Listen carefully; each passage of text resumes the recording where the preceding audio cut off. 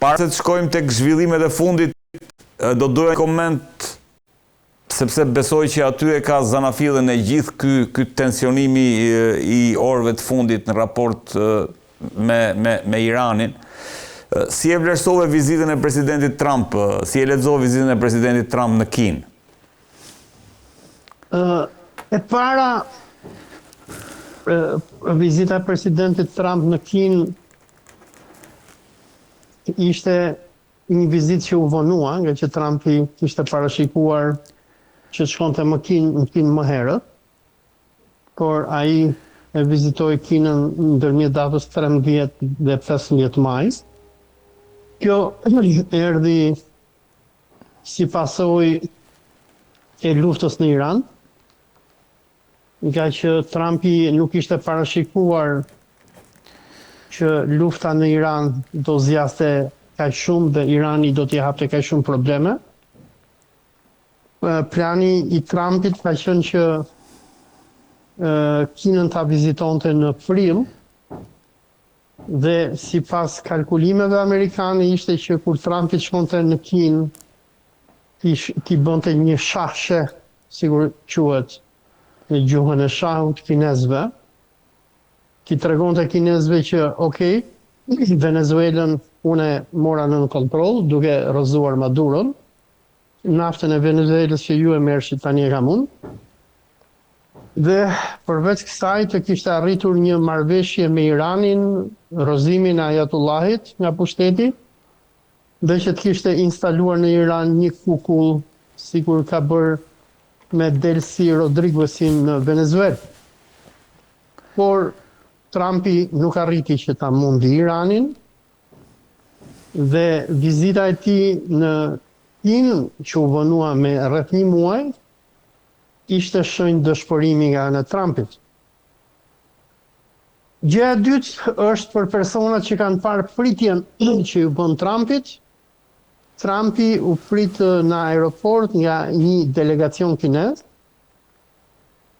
por kuptohet që Xi Jinpingi nuk ishte aty. Trumpin e pritën zyrtar të dorës dytë, por vetë Xi Jinpingi qëndroi në pallatin e tij presidencial, ku Trumpi u detyrua që të shkojë pak a shumë sikur në Kinën klasike, në pallatin e Perandorit. Për shqiptarët që janë të vjetër mjaftueshëm, nëse do të krahasojnë vizitën e shokut Mehmet Sheun në Kinë në 1966 me vizitën e Trumpit në 2026, do shohin një ndryshim spektakolar. Në 1966, kur Kina ishte Shqipërinë një aleat shumë të rëndësishëm, dhe ishte Shqipëria ajo që propozoi, sponsorizoi në OKB hutjen e Kinës si antar të OKB-s, bërjen e Kinës antar të OKB-s, edhe largimin e Republikës së Kinës, që është Tajvani. Në atë kohë Shqipëria ishte një aleat shumë i rëndësishëm dhe për personat që mbajnë mend vizitën e Mehmet Sheut u prit nga 1 milion kinez. Ndërsa Xi Jinpingi i dha Trumpit një pritje të ftohtë. Kuptohet që Trumpi u çua në këto pallatin e këtij Xi Jinpingit, u prit me luk floriri, i dhanë ushqime të mira, gjë që është normale nga ana e kinezëve që ja japin të gjithë të ftuarve, por për persona që kanë parë atë që njihet si body language apo gjuha trupore, momentin që Xi Jinpingi nxori në tapet të kuq Trumpin, ministrat kinez, si për shembull ministri i jashtëm Wang Yi, të cilët në të kaluarën e kanë sulmuar hapur Trumpin për deklaratat e tija armiqësore, edhe në këto momente pritja ishte armiqësore. Domethënë, kush shikonte tyrën e Wang Yis edhe diplomatëve të tjerë kinez, ishte një pritje e egër. Dhe në takimin e parë, që patin datën 13 maj, nëse jam gabim, Trumpi sapo erdhi në në Beijing, Pekin, në takimin prej 3 orësh me Xi Jinpingin.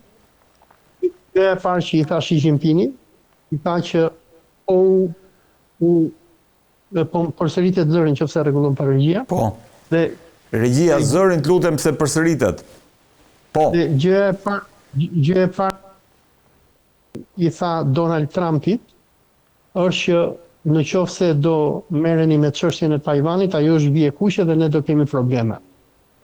Për persona që njohin kulturën aziatike, sikur e njohun, aziatikët nuk janë si ne evropianët. Domethënë ne nuk ta themi llafin e fundit në fillim. Ata janë shumë të përmbajtur. Por mënyra se si kinezët e trajtuan Trumpin, për ata që kuptojnë mënyrën se si sillen aziatikët dhe në veçanti kinezët, ishte mënyrë e rëndë, e drejtë për drejtë. Në anën tjetër, në bisedim me Trumpin, u bisedua mbi luftën tregtare që Trumpi i ka shpallur Kinës, puna e tarifave, e shitjes sojabinit apo fasules soja që Trumpi do që katunaria amerikane t'i bëj Kinës. Në anën tjetër, Trumpi deklaroi që Kina ra dakord që të blej 200 avion Boeing, megjithse pala kineze nuk e ka deklaruar një gjë të tillë. Por gjëja më e rëndësishme që u bisedua në këto bisedime ishte çështja e Tajvanit, ku presidenti Xi i tha që kjo është vija jone kuqe dhe ju nuk duhet që ta kaloni.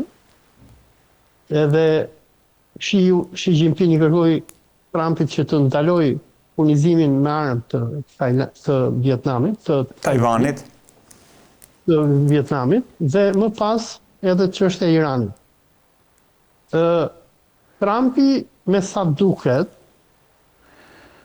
shpresonte që do merrte një farë koncesioni nga kinezët për punën e Iranit, por me sa duket kinezët nuk i kanë thënë asgjë. E vetmja gjë që është deklaruar deri tani, po unë nuk e kam parë akoma nga pala kineze, thuhet që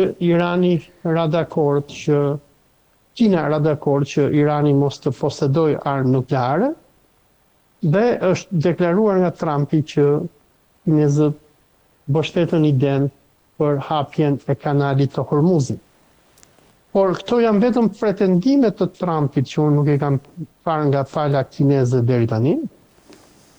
Dhe me sa duket, edhe nga deklaratat që bëri Trumpi pasi u kthye me avionin e tij për në SBA, Trumpi dhe ministrat që kishte marrë ai me vete, që nga ministri thesarit e tjerë, duken të gjithë të dëshpëruar nga që nuk arritën dot që të marrin atë që prisnin. Domethënë një farë pazari me Kinën, një farë mbështetje me Kinën, ose ndoshta një lloj allizhverishi me Kinën, ku ndoshta amerikanët t'i ofronin Kinës Tajvanin në shkëmbim të Iranit.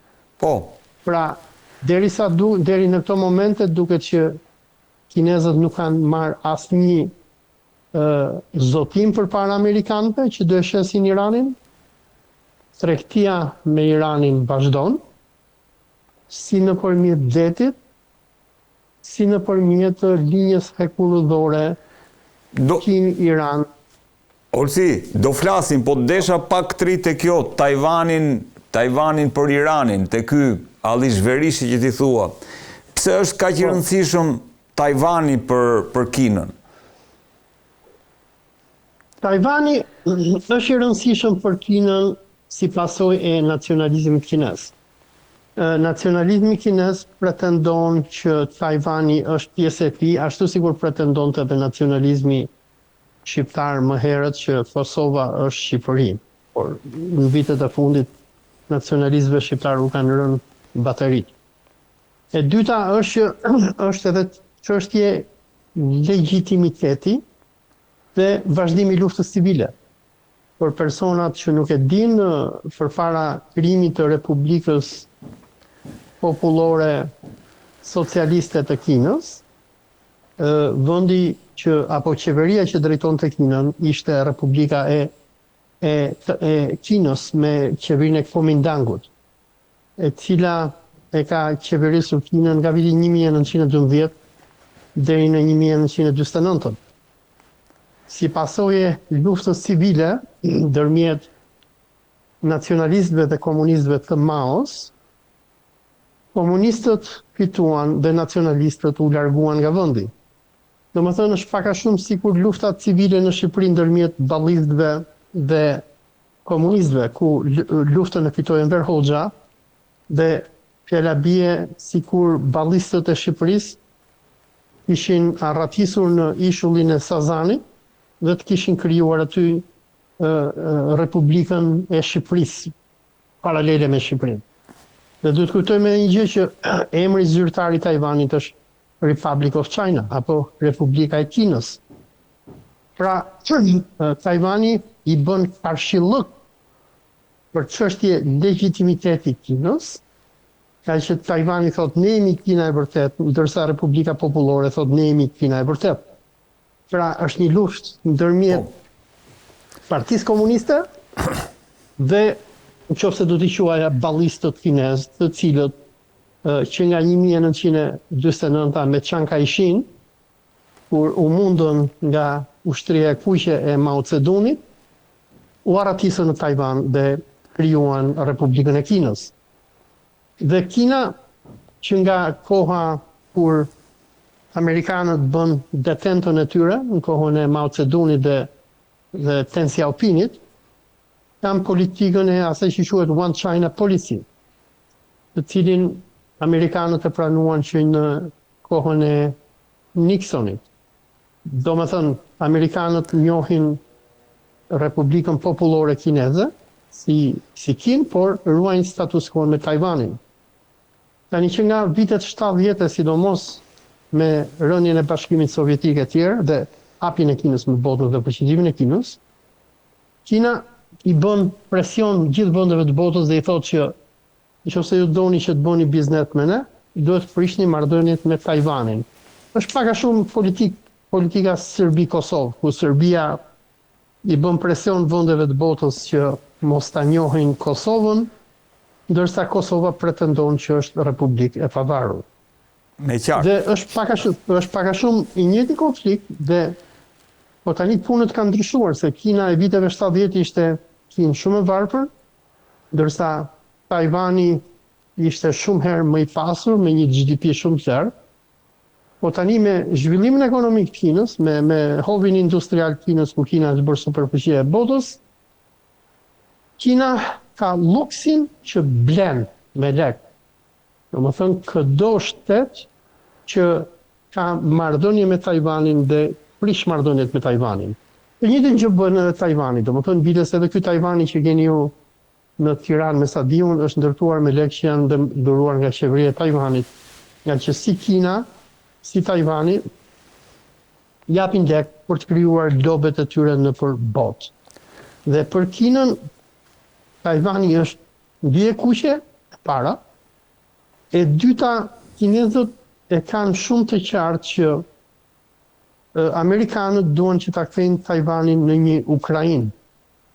Domethënë, ata Amerikanët, nga që ata nuk bëjnë dot luftë direkte me Kinën, sidomos në këto kushte, ku shumica e arsenalit judeo-amerikan u hodh në Iran, ëndra amerikanëve është që ta djegin Tajvanin dhe ta kthejnë sikur Ukrainën, pra ta kthejnë në një kurth për Kinën, ku Kina të përfundoj sikur Rusia në Ukrainë, ku Ukraina mbështetet nga gjithë aleanca perëndimore, Ukraina digjet, por Rusia gjakoset.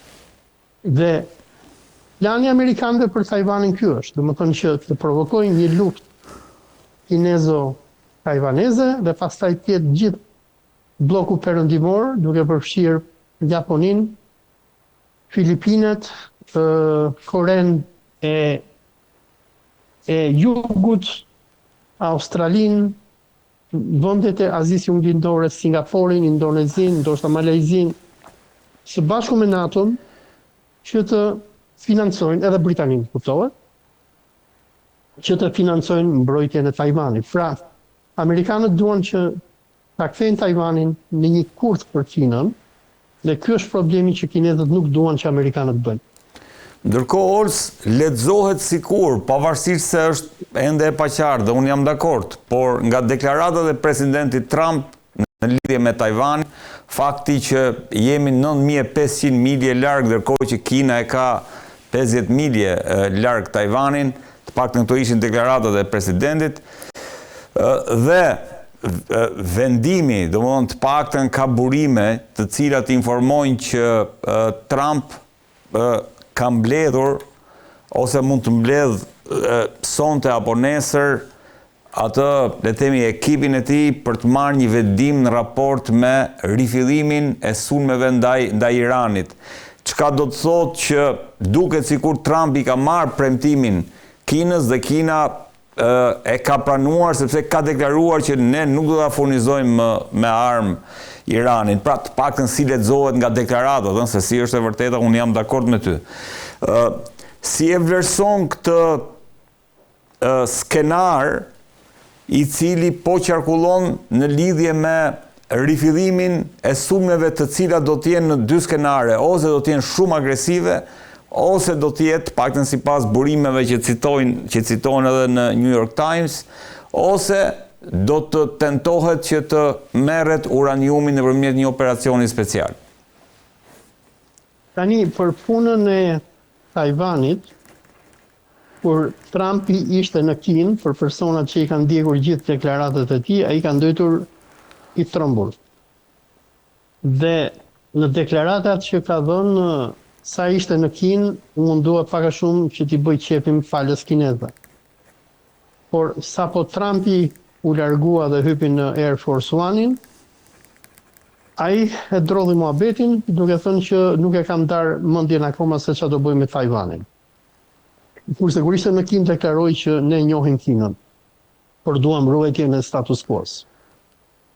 Dhe për personat që e njohin personalitetin e Trumpit, Trumpi është një njeri, domethënë, me probleme personaliteti dhe aty nuk i zihet bes se çfarë thotë, dhe kinezët këtë gjë e dinë shumë mirë. Gjëja e dytë është që Trumpi sa ishte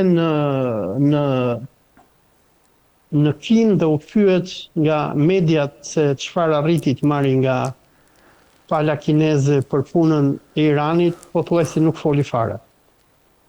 Dhe unë nuk besoj që iranianët do ta shesin, kinezët do ta shesin Iranin, nga që Irani është aleat strategjik i tyre. Irani i bëri nder Kinës me këtë luftë që u bë, nga që Irani harxhoi arsenalin e raketave Tomahawk dhe e lodhi ushtrinë amerikane duke bombarduar Iranin, raketa që janë prodhuar normalisht për të goditur Kinën. Fakti më interesant që ndoshta shumë pak media kanë vënë në dieni, është që Trumpi ishte në Kinë nga data 13 deri në datën 15 maj. Ditën e dytë kur Trumpi ishte në Kinë, në datën 14 maj, nga gjiri i Hormuzit dolën mbi 30 cisterna kineze me naftë iraniane shumica. Tani, pse ndodhi ky kalim në momentin që Trumpi ishte në Kinë? Nga që si kinezët, si iranianët nuk i zëjnë bes amerikanëve.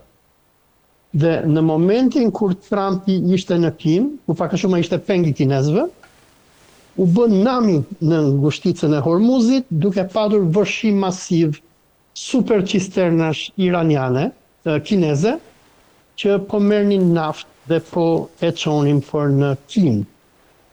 Çfarë do thotë kjo gjë? Domethënë, dhe hapja e kanalit të Hormuzit në datën 14 maj tregon që ka një strategji të koordinuar si nga kinezët, ashtu edhe nga iranianët për të nxjerrë naftën në mënyrë masive nga Irani. 2. Kinezët, për personat që pan mënyrën se si ministrat e Xi Jinpingit e shikonin Trumpin dhe ministrat e tij, kanë shumë të lashe me Amerikanët. Do të kujtojmë që Amerikanët kanë rrëmbyer cisterna kineze nga Venezuela, u kanë vjedhur naftën për të cilën kishte paguar Kina, edhe unë nuk e di nëse deri më sot Amerikanët i kanë kthyer këto lek mrapsh. Kur janë bërë bisedimet në Pekin, ndërmjet qeverisë kineze dhe amerikane, ndër të tjera, Trumpi i kërkoi kinezëve që të blejnë edhe naftë amerikane. Tani Amerika nuk ka mjaft naftë për të furnizuar Kinën. Por çfarë nënkuptonte Trumpi me blerjen e naftës amerikane është pak a shumë blerja e naftës së rënd venezueliane, për të cilën Kina ka rafineri për ta pastruar. Amerika nuk ka rafineri të mjaftueshme për të rafinuar naftën e Venezuelës. Pra, kinezët, të cilët kanë bërë miliarda dollar investime në Venezuelë, të cilët kanë patur kontrata me Venezuelën, të cilët blenin rreth, nëse jam gabim, 90% të naftës së Venezuelës, kishin shumë probleme me Trumpin, por ata ruajtën atë delikatesën aziatike dhe mos ofendimin që këta nuk e kanë, sigur e kanë njerëzit e bardhë që janë brutale, sidomos Trumpi, ama tensioni ishte aty. Tani, kur Trumpi u tërhoq, apo u largua nga Kina, sa po shkoi në Shtëpinë e Bardhë, ai mblodhi Këshillin e Sigurisë Kombëtare me sa diun mbledhja është bërë dje, ku ata kanë biseduar me Iranin. Dhe sikur tregon edhe Jerusalem Posti, pas këtij takimi ai ka marrë në telefon Benjamin Netanyahu, dhe me sa duket do të kemi një valë të re bombardimesh kundër Iranit. Po, kishte edhe një postim sot, regjia, duhet ta kem atë me AI, ku jo kjo, the clock is ticking, po është edhe tjetra. Po, edhe ky domethënë është një mesazh kërcënues që Trumpi po çon kundër Iranit. Dhe domethënë, se duhet kuptojmë situatën e for Iran, okay, the clock is ticking. Duhet kuptojmë qeverinë, domethënë situatën e boshtit anglo-amerikan. Se këtë po ja jepja edhe si orë mësimi studentëve të mi sot. Po i përmendja studentëve një nga arsyet se britanikët do hynë në luftën e parë botërore kundër Gjermanisë edhe Turqisë apo Perandorisë Osmane. Dhe arsyeja ka të bëjë me linjën hekurudhore Berlin-Bagdad, të cilën Sultan Abdulhamiti do ta nisi me kajserin gjerman. Ku Osmanët së bashku me gjermanët fillojnë ndërtimin e linjës së Orient Expressit, e cila fillonte në Berlin, kalonte nëpër Ballkan, në Shkup, në Kumanov, nëpër Stamboll dhe përfundonte në Bagdad.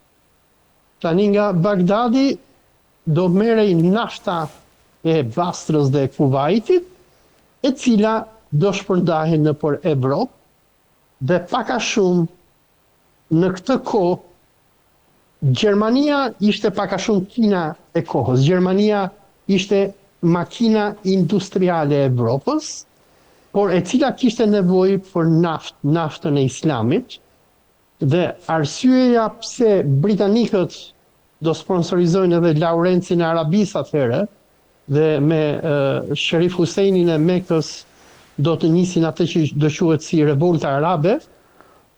Qëllimi britanikëve ishte që të merrnin naftën e Gjirit Persik dhe atë mos t'ia linin as Turqisë as Gjermanisë.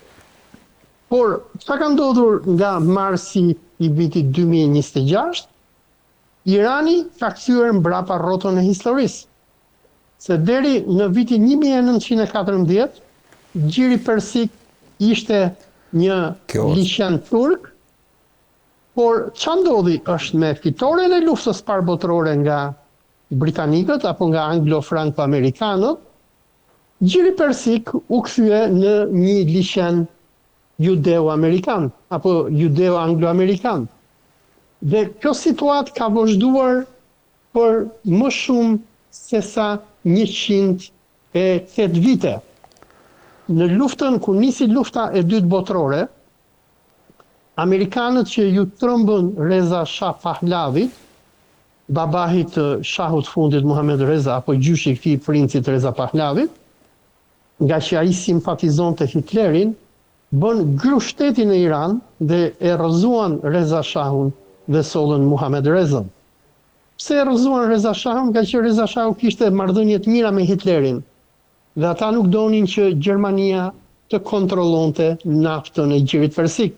Pra, si lufta e parë, si lufta e dytë botërore, nga anglo-amerikanët ka patur si objektiv kontrollin e naftës. Ama çfarë ka bërë Irani me atë me bllokimin e kanalit të Hormuzit në mars të këtij viti, Irani ka privatizuar sërish naftën e Islamit. Dhe Gjiri Persik, i cili përpara datës 28 shkurt ishte një det që kontrollohej nga judeo-amerikanët, nga marsi deri në këto momente që jemi maj të vitit 2026, ai është kthyer në një liçen iranian. Në qoftë se iranianët nuk duan, judeo-amerikanët nuk marrin dot naftë dhe nuk hyn dot në Gjirin Persik. Dhe kush është Gjermania e momentit? Gjermania është Republika Popullore e Kinës. Shumë analogji interesante. Po, sepse sot fuqia industriale e botës nuk është më Gjermania, as ajo e luftës parë, as e luftës dytë botërore, por fuqia është Kina. Kina është fabrika e botës, por që kjo fabrikë të ekzistojë, ju ka nevojë për naftë. Dhe ashtu sikur në 1903 Gjermania dhe Osmanët nisën ndërtimin e hekurudhës Bagdad-Berlin, Kina me larg famësinë e Xi Jinpingit, nuk është se po dua t'i lavdëroj kinezët, kam kritikat e mia, por me atë që quhet projekti One Road dhe One Belt. E kam hartën regjia. E kam hartën ku është ajo hekurudha. Te faqja Olsit e mora. Po, edhe po mundi që ta nxjerrë regjia, domethënë kinezët kanë ndërtuar linjë hekurudhore nga Teherani, nga Bandar Abbasi, ku është porti i naftës, e deri në Pekin dhe në Shangaj. Pra, kinezët edhe një mbyllje totale që anglo-amerikanët mund t'i bëjnë detrave, se duhet kuptojmë edhe gjë tjetër. Pse Trumpi është shumë i shqetësuar për Iranin, përveç që është në shërbim të Izraelit dhe që është i rekrutuar nga Mossad i Izraelit, shqetësimi i amerikanëve është për kontrollin e atyre që quhen the choke points, apo pikat e bllokimit botëror. Po. Britanikët kontrollojnë Gibraltarin, po duan në rast lufte, britanikët mund ta mbyllin ngushticën e Gibraltarit, mund ta mbyllin detin Mesde.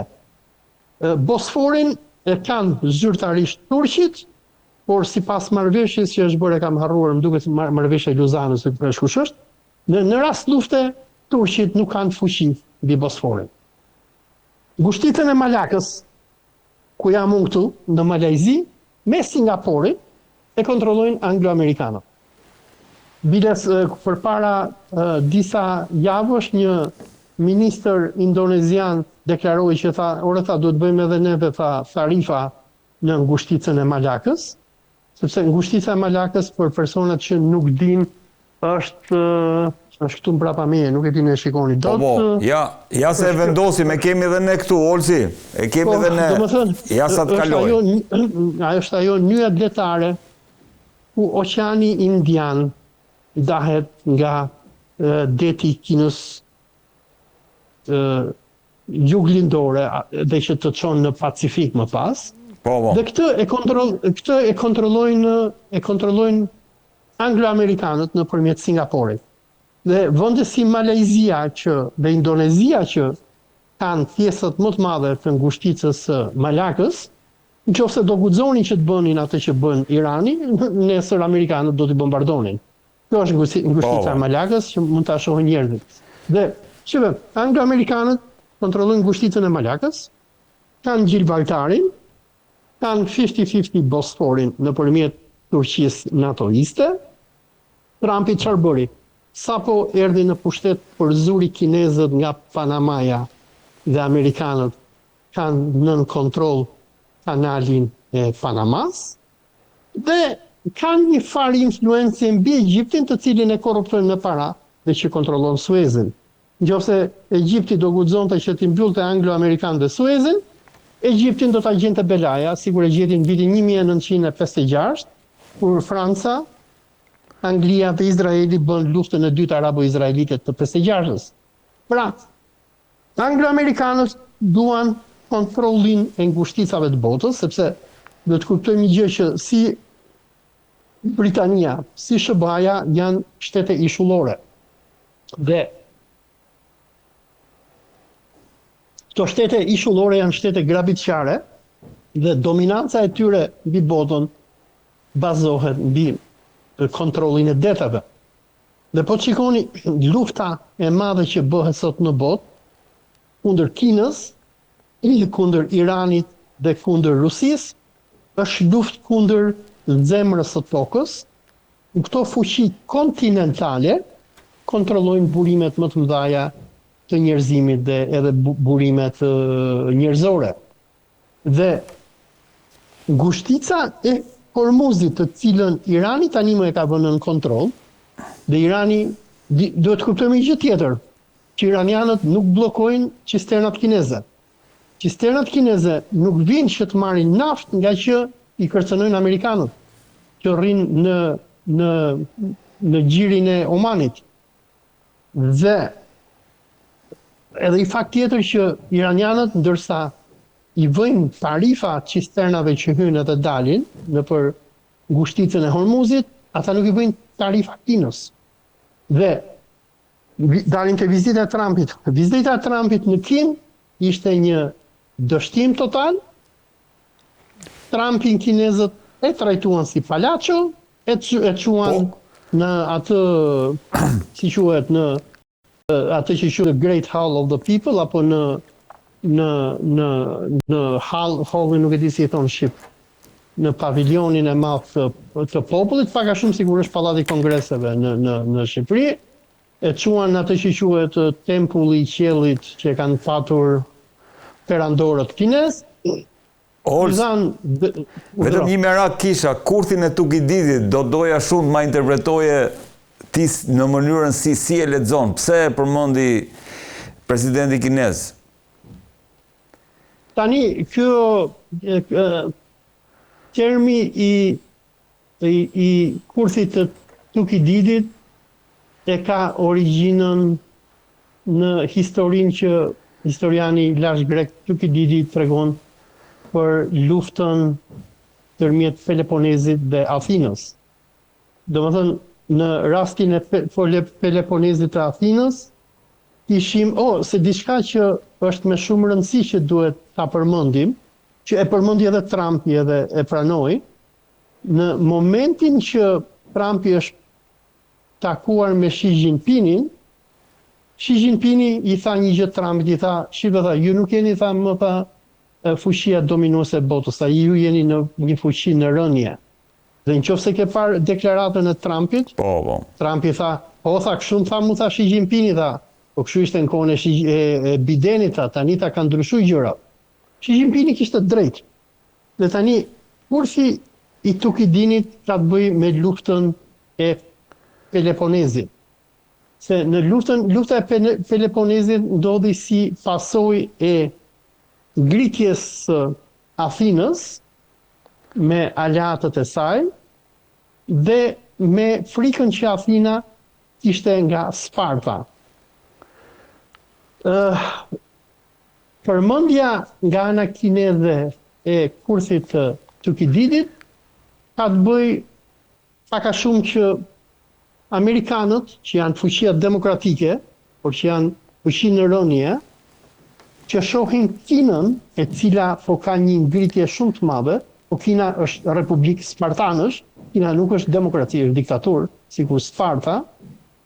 Ideja është që, sikur tregon Tukididi, që Athina e lashtë duke e parë Spartën, se si Sparta po fuqizohej, filloi të përgatitej për luftë dhe më në fund ata shkuan luftë me njëri tjetrin dhe luftën e fitoi Sparta.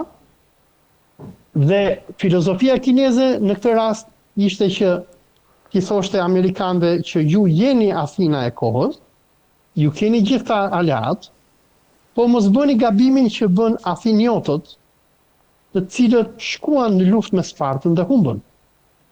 Pra, kjo ishte pak a shumë filozofia që kinezët i thanë amerikanëve, por unë nuk e di Donald Trumpi normalisht nuk e ka kuptuar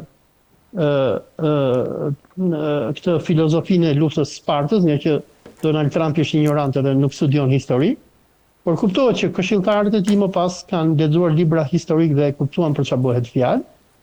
Dhe, domethënë, filozofia apo çfarë kinezët kërkuan që i thonin amerikanëve është që ju jeni Spartë, ju jeni Athina, ju jeni demokraci, ju keni shumë aleat, por nëse do bini në kurthin e Tukididit dhe do na sulmoni neve, juve do t'ju gjej fati i Athiniotëve, nga që në fund të fundit luftën do ta fitojmë neve Spartanët. Ky ishte kuptimi. Ndërkohë, Olc, në 24 orët e fundit në lidhjen e mesme ka ndodhur një shpërthim i madh në Izrael afër një fabrike që prodhon interceptor Arrow. E dyta, një dron ka goditur generatorin elektrik jashtë centralit bërthamor Baraka në Emiratet e Bashkuara. Dhe gjithashtu Arabia Saudite ka interceptuar 3 dron nga Iraku. Si i lexon këto zhvillime? E para, me sa unë kam lexuar, përndryshe nga që kanë gënjur mediat izraelite, për shpërthimin që ka ndodhur në Izrael. Beit Shemesh. Urdhro?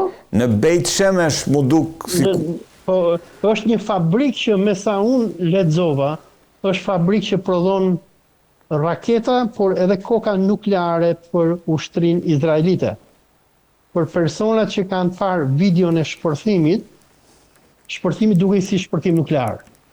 Por edhe po mos ketë qenë shpërthim nuklear, ka qenë një shpërthim aq i madh dhe reja që ky shpërthim krijoi tregon që aty është hedhur në një fabrik apo ndoshta një depo e madhe ushtarake. Megjithatë, si gjithmonë, me ato që ndodhin në Izrael është vështirë për të kuptuar se çfarë ka ndodhur. Ndërsa sulmi që Irani bëri dje ndaj stacionit nuklear për prodhimin e energjisë të Abu Dhabit, ku u lëshuan 3 dron dhe besohet që këto dron janë dëshuar nga Iraku. Kjo për mendimin tim është një përgjigje iraniane ndaj amerikanëve, por në veçanti ndaj Emirateve Arabe. Nga që sikur shumë prej nesh tani më e dinë, si Arabia Saudite, si Kuwaiti nuk duan që të nisi një luftë e re me Iranin, nga që dëmi i atyre shkon në miliarda dollar.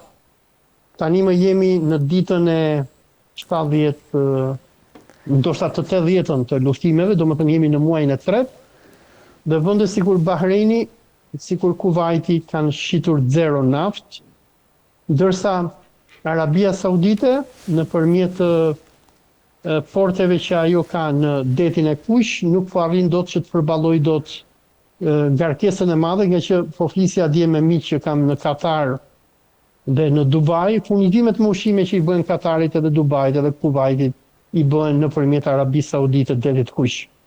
Dhe Arabia Saudite nuk e përballon dot një luftë tjetër, se nëse iranianët do të godasin apo do fusin në punë Houthi dhe do mbyllin detin e Kush, vendet arabe nuk do kenë bukë të hanë. E para. Dhe dyta është para 3-4 ditësh, amerikanët kanë rrëmbyer një nga krerët e rezistencës islamike në Irak, duke të Hashdel Shabit apo një nga këto milicit islamike shiite të cilat godasin Izraelin, në bashkëpunim me qeverinë irakene, e kanë arrestuar, rrëmbyer dhe marrë nga Iraku.